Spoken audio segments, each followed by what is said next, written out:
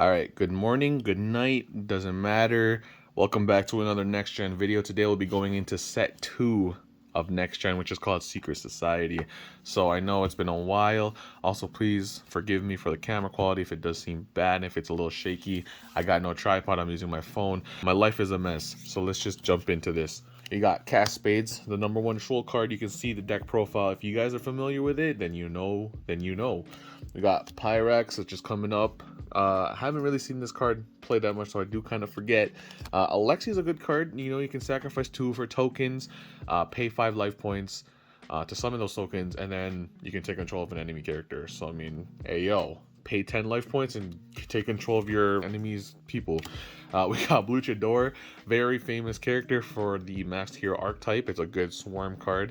It does have some balance. Well, it sacrifices his armor just to summon more Masked Heroes. Next, we got some quiet people. We got Crooklid. And again, I do apologize, I'm going too fast. I just want to go through this set list and then go do a deep dive later on. We got Moxie, Captain Money, Mimi Spades.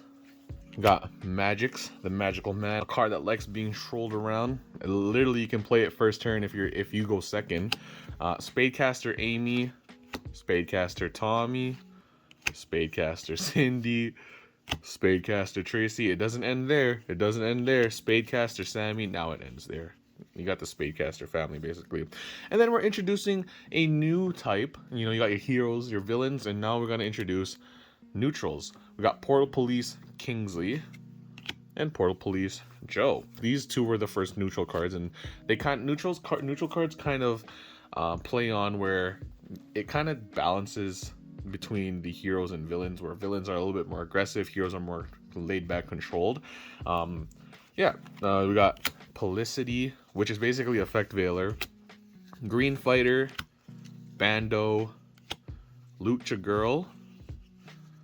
We got Toonie, so you get the theme here. It's a little thug crew, you know. You got Heidi. We got Beanie. And then these ones are now the new ones. You've seen it in the Luchador, but this one's gonna be a little bit more deep into it. The Death Row Inmates, so you can see in the bottom left, that means it's a society card, and I'll show you what the society cards are. It's a kind of new engine, I guess, for the game. You got Trixie, and then you got the Cutting Edge of No Mercy. So it's part of the Death Row Inmates. That's only 4 of them. Next, we got Prodigy Fighter. You know, I got to give some support to the fighter crew. Got Freefall Jill, another neutral card. And now we get into the Masked Heroes. Sleeper, Hero of the Sleep. So you can see Mask Arsenals.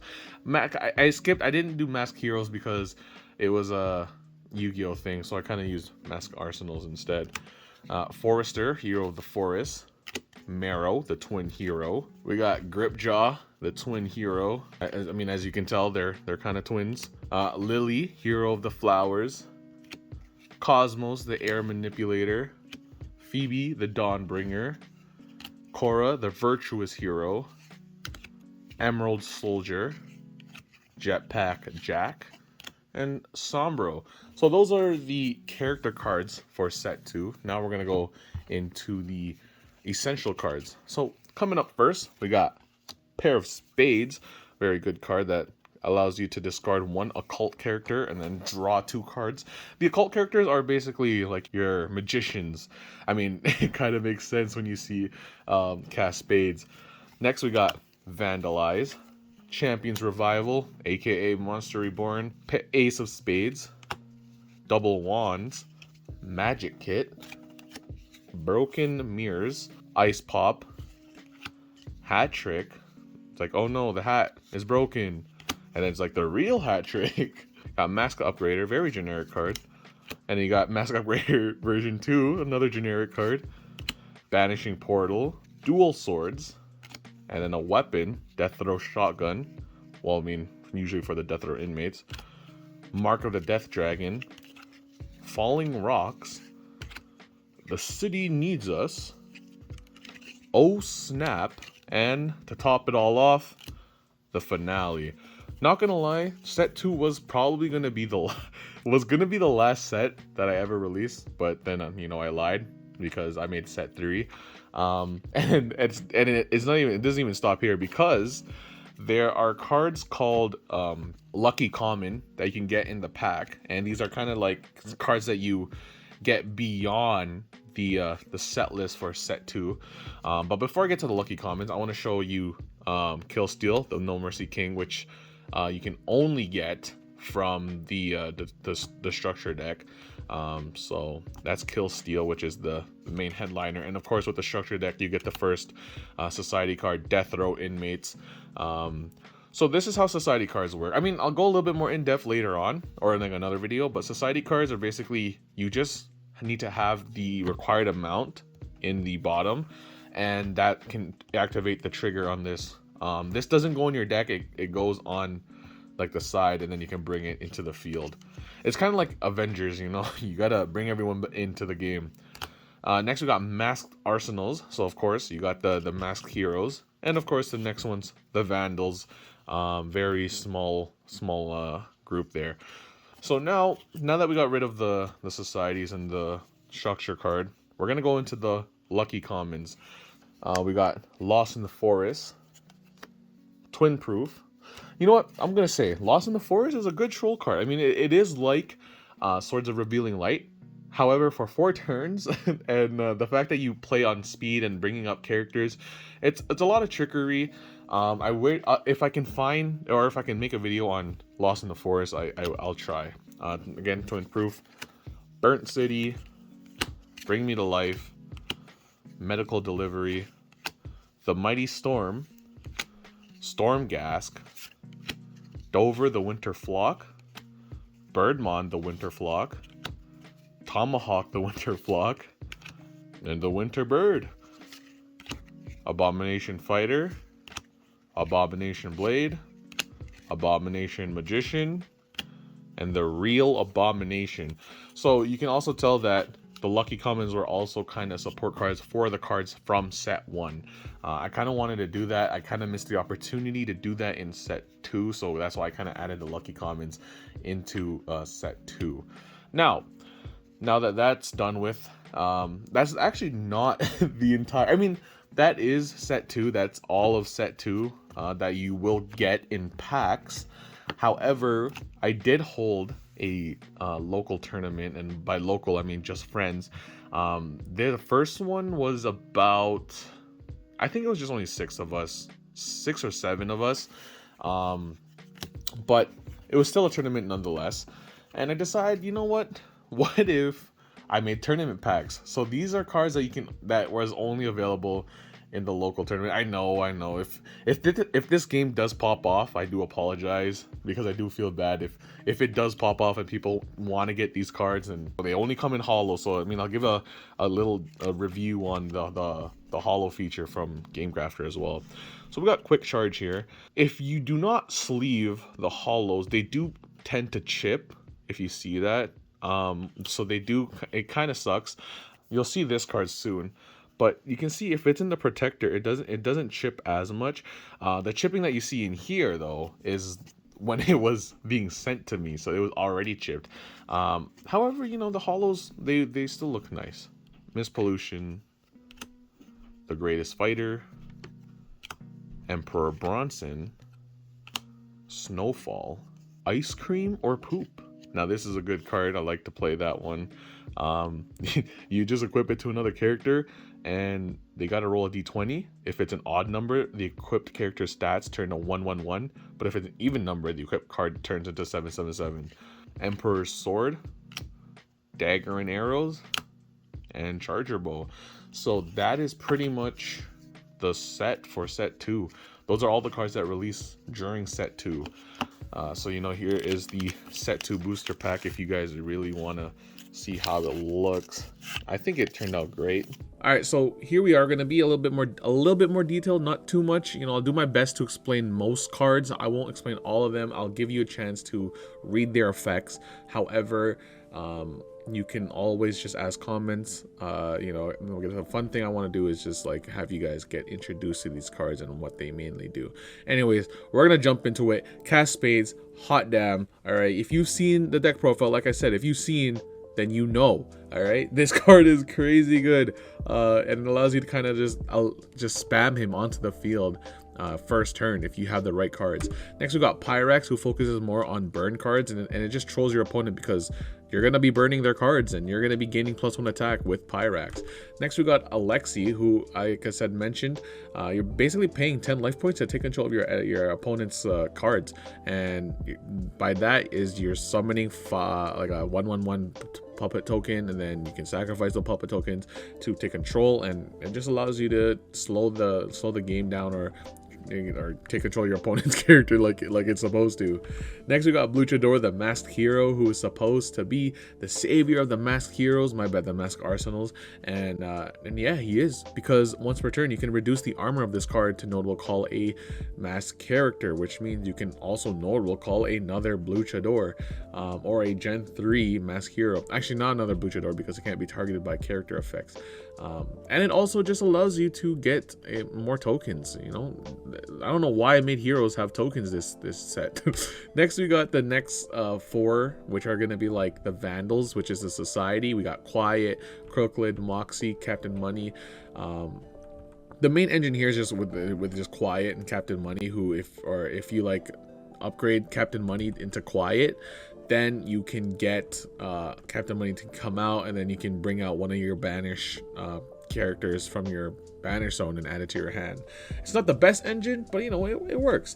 Next we got the Spades family. You know, Mimi Spades, Magic's the Magical Man, Spadecaster Amy, Spadecaster Tommy, Cindy, Tracy, Sammy. We got those whole family who can work coherently. I don't know, I don't even ask. Who can work together and kind of bring out KAST Spades early on, and not to mention, okay, Magic the Magical Man by itself is a great card, because if your opponent has more units than you, you can notable call it. And you know, when your opponents have more units than you, when you go second, as in you can have this card in the first turn, because your opponent will almost always have more cards than you. If they do play a character, if they play a Gen 1 and it's your turn and you have this card, now you have no characters, they have more units than you, boom, Magic the Magical Man. Then you got, like, you know, these cards aren't really solely for like the Spadecaster. You know, you get cards like Cindy, where you can add a caster card from your deck to your hand, but then, you know, Spadecaster Amy allows you to get some spades into your hand, which is basically KAST Spades and Mimi Spades. Next we got the first 2 neutral cards. We got Portal Police Kingsley and Portal Police Joe, as in Joe Mama. Anyways, with these guys, they're very a little bit more balanced. They're more of a, you know, stop the swarm and kind of destroy the field. So it's a good balance, good in between. Next we got Pelicity, who, if you are familiar with Yu-Gi-Oh, then you know it's like Effect Veiler. However, if you're not familiar with Yu-Gi-Oh, basically it just allows you to negate the effects of characters by discarding this card from your hand. So it's a good handy card to have, especially when you have like cards like just using their effects here and there. Next we got some villains. We got Green Fighter, which is just good for chip damage. You got Bando, Lucha Girl, Toonie, Heidi, and Beanie. Beanie was a great counter to the Spades deck, because, you know, you don't want them to keep casting cards. But even if they do, then you can just notable call this card, and boom, you got an easy 2-beater here. You know, 2 armor, 4 attack, 3 speed, crazy. Anyways, we got the next ones, the Death Row inmates. We got Trickster, Trixie, and the Cutting Edge No Mercy. Yeah, nothing too fancy. There is one more Death Row inmates that I will show out later on, because it's really not on the list yet, since it is a structure deck card. But anyways, when this card is or if this card KOs another character, then you can notable call a fallen Death Row Inmate Society unit, which is a great way of like bringing in more Death Row inmates. So they are kind of strong, so which is why I kind of made like these other villain cards in there, which you're gonna have, but they aren't really part of Death Row Inmate Society. Next, we're gonna go into Prodigy Fighter. I want to have some support for the fighters, and here they are. You know, if there are 4 fighters in your fallen, you can know this card, and then when he falls, you can just call 2 Gen 1 fighters and then repeat the process with Prodigy Fighter. Next, we got Freefall Jill, who focuses on stunning all characters on the field when this card is played. And a little spoiler alert, you know, set 3 has some stun effects that are pretty important. Now we're going to jump into the Mask Arsenals. Hero of the Sleeper, crazy card, because for hero decks, you can basically get more Gen 1 heroes from your deck if this card is destroyed. So a great card to have, not only in Mask Arsenals, but also by itself. Then we got Forrester, who works around the Mask Arsenals, and then you got the twins, Marrow and Gripjaw, Lily, who allows you to have like a secondary upgrade, and then we got the 3 Wonder Bros, Wonder family, actually not bros, because literally these 2 are girls, females. We respect them. Cosmos, the air manipulator, just allows you to bring up, or not allows you, it allows both of you guys to only bring up 3 characters in the battle phase. So, you know, it just allows you to kind of strategically, or yeah, like you got to think it through, and you got to think which ones to bring up, basically. Late game. Early game, it doesn't really matter that much. Phoebe basically just says that your mass heroes can take all the damage, and you just need one of them. You don't have to stack. And then Korra, we got 2 effects here that you can choose from. You got reoccurring, where you can just really screw the villains up because they'll lose to attack, or you can just be like, I'll just notable call a hero unit from my hand. Next we got Emerald Soldier, very slow card, but it has great great armor. Jetpack Jack is another effect veiler, kind of. Basically, it's just negating notable calls, and it just stops your opponent from swarming a lot. Then we got Sombro. When this card is played, all players reveal the top card of their deck. Whoever has the highest gen number can destroy cards equal to that gen number. Whoever has the lowest gen number draws cards equal to that gen number. It does sound confusing, so let me give you an example. If I draw a gen 3 and you draw a gen 4, you get to deal, you get to destroy up to 4 cards, since it is equal to 4, and then I can draw up to 3. So, yeah, I'm reading this now. Sombro is crazy. I'm going to go add it to my deck. Now we're going to go into the essential cards. We got Pair of Spades, which is basically just more draw power for the occult characters. We got Vandalize, which is just a great way of just negating caster cards and just stopping them in their tracks. However, it does suck that it is an elite rare. I'm sorry. We got Champions Revival. Again, if you're familiar with Yu-Gi-Oh, it is like Monster Reborn. As you can tell, I have a lot of inspirations from Yu-Gi-Oh with the effects here. We got Ace of Spades. Basically, you know, just a simple weapon. Double Wands allows you to bring up your card again if they fall, but as a 1/1/1. So, you know, that's kind of the downside. At least you get to bring them up and they still get their effects. Next, we got Magic Kit. Basically allows you to just get 3 caster cards by discarding 1 card from your hand. You got Broken Mirrors, which allows you to destroy all characters on the field. If your opponent decides to be like, yo, yeah, I want to destroy him. So, you know, just stop that. Ice Pop, a really great card if you read it, but then when you read the second, like the second card to this, or like I guess the counterpart to this, you'll be like, why did I even create this? And it's a 2-1, so it's a pretty good one. You know, it's a pretty good one. Hat Trick. Hat Trick is, you know, you just target a character and that character just declares an attack. You'd be like, no, that one's dead. But you get to draw a card, you know, and who knows, either that card is dumb like doo-doo butter, or that card's good. But either way, you get to destroy a card.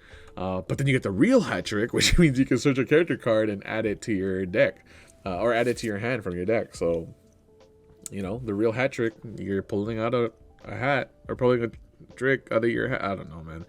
Next, we got the mask upgraders. You know, you got to wear the masks. We got, if you control less cards than your opponent, you can upgrade one of your characters from your Gen 1. You know, same old, same old. It just allows you to have a secondary Gen upgrade, especially if you're falling behind in the Gen race. And the same thing with mask upgrader, except it's with Gen 2s and Gen 3s. Then we got Banishing Portal, and this allows you to banish notable called characters. Which again, it could scare your opponent if they're like swarming the field. You'd be like, no, that one goes in the banish, you know, so it stops them there. Next, we got Dual Swords, which allows you to just attack first, but if you face another character with dual swords, then you guys just both clash into each other and die. Next, we got Death Row Shotgun, mainly for the Death Row inmates, only for the Death Row inmates, and it just keeps allowing you to swarm with Death Row inmates. So I mean, you could equip it to a Gen 4 villain and then just kaboom, kaboom, kaboom. You can just spam like each turn with the Death Row and have a Death Row inmate character from your deck and then put it to the field. Next, we got Mark of the Death Dragon, which I was talking about with Ice Pop. You know, search your deck for a Gen 1 villain character and noble call it to the field. I don't know how this card got away with 0 costs, but I made it happen, and I do not apologize. Next, we got Falling Rocks, and this is just kind of like a troll because It's a prompt card, which means it can happen any turn, including the battle turn. So if your opponent wants to be like, yeah, I want to attack, you could be like, okay, first I'm gonna play Falling Rocks, and basically they gotta roll a d6, and if they are all odd numbers, then they are done. They are gone. So you know, rip bozo. Next we got The City Needs Us. This is just really pure support for the mask arsenals. If their mask arsenals are falling behind, they can just start getting back up again. You can notable call a Gen 1, a Gen 2 character unit from your deck to your field, so it kind of gets them back into the playing field again. And that's why the city needs them. Next we got, oh snap, you know, you got banish one card in your hand and to destroy one unit on the field. So it's a good trade-off, but if you're playing around banish, then it's a great trade-off. Next we got the finale, which was supposed to be the end of this set. As you can see, 60 of 60. And it's a great way to just make things intense because all players must send every character they control to the Fallen except one, which means it's a 1v1. So, ooh. Now we got the lucky commons. Like I said, these were just cards that were not in the set, but they were added in as lucky commons. And it's another way of me saying I am lazy to put 61 of blah, blah, blah, blah on all the cards. So I said, yo, lucky, that's how you increase the value. Anyways, Lost in the Forest allows you to negate attacks directed to your life points for 4 turns. Like I said, this card is interesting. I want to make a video on it later on by itself because it's a good troll card as well. Next, we got Twin Proof, you know, just destroying some cards. You got Burnt City, which is pretty good for Pyrex, you know, a lot of burning, because you got the hand size limit to 4 for 5 turns. We got Bring Me to Life, which is heal. Then you got some medical delivery, more like healing and gaining life points here. Then we got some storm supports. We got the Mighty Storm and the Storm Gask. Again, they're just more cards to like banish and notable call around there. Then we got the winter supports with Dover, Birdmon, Tomahawk, and the Winter Bird. It's not a great engine, but it does do the work. And it just allows you to kind of get cards set up in your Fallen for the winter cards and then kind of just work around there. Next we got some Abomination support. So, you know, we're giving some support to set 1 characters here. We got Abomination Fighter, Abomination Blade, Abomination Magician, and the Great Abomination. I guess the main important thing here to take away is Abomination Fighter and Abomination Blade, because when this card is played, you can add a villain unit to the Fallen from your deck, and that villain could be Abomination Blade. Because when it's discarded through a villain effect, notable call it to the field. And discarding doesn't really mean discard from your hand, it just means you're discarding it from your deck. So, first turn, you can have these 2 on the field. They are slow, but they deal damage. You got 4 attack and 5 attack on this, and they're going to hit you hard. Abomination Magician is a pretty good card as well to have, especially when you're just trying to, like, notable call a very sneaky villain unit. Then the Great Abomination is just a great abomination. Next, we got the Structured Deck Legend himself, Kill Steal the No Mercy King. Basically, once he's played, all the cards that were on the field prior to him coming now have counters, and if all those counters reach 3, as in like 3 turns, they are all dead. So, you know, you got it's a good card to have. It's a good card to play, and it allows your opponent to be like, yo, what do I do? However, the downside is if the Kill Steal does die, then those counters also die. So you as the player playing Kill Steal, you gotta be careful, and you want to try and keep Kill Steal alive. Now we got the Society cards, Death Row Inmates, Mask Arsenals, and the Vandals. Like I mentioned, the Society materials are down below. You can see for Death Row Inmates, 5 Mask Arsenals, 3 Vandals. That's how much you need for those people to be in the field in order to play these cards from like the side. And then you can just play their effects. So, you know, read accordingly. Next, we got the tournament cards. Like I mentioned, we're only there for the tourney that I held for my friends. It was kind of just like a thank you, kind of. So yeah, you know, you got Charger Bow. The equipped character KOs an enemy unit, add a counter to this card, and then for every counter on that card, gain +1 attack. So this kind of just racks up attack counters. And then we got Daggering Arrows, which is, again, another normal weapon. We got Emperor's Swords, more weapons that allows you to gain more attack. However, you're like corrupt, so you go to a villain unit. But if it's for a villain, then it's like, you know, it doesn't matter. You know, you did the deed. Next, we got a really great card I like to see, Ice Cream or Poop, because you roll a d20 and you take your chances here. If it's an odd number, the equipped character stats now are turned to 111, but if it's an even number, the equipped cards stats turn to 777. So early game, you know, you can just target your own character, and what do you got to lose? You use on a Gen 1, and then they could just become a 111, which is fine. Or you can get the 777. But if it's in late game, you can just like target a very high attack value card on the field and take your risk on trying to bring it to a 111, and so that way you can like get it out of the field already. Next we got Snowfall. This one was just mainly, I would say it was good for Winters and Storm.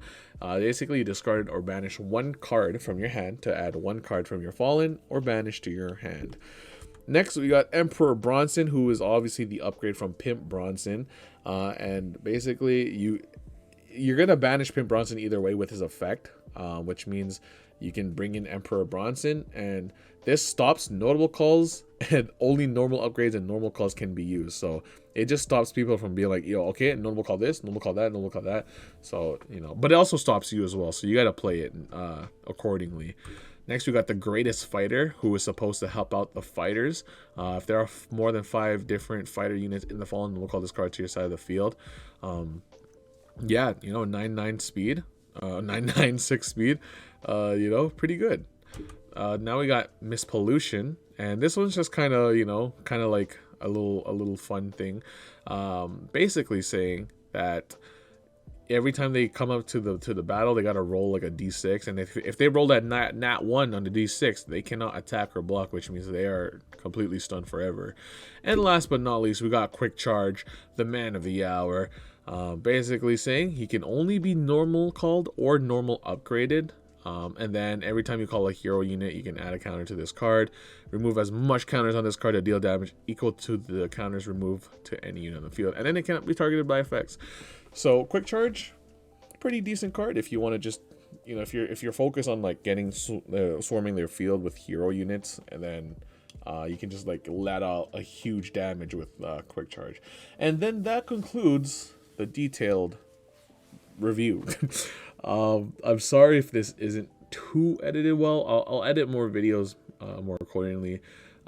This one I just kind of wanted to talk, you know, and let you guys get to know the cards. So anyways, that is it for the video. Thank you so much for watching. You guys made it all the way here. I know it's been a while, but yeah, here's a long one.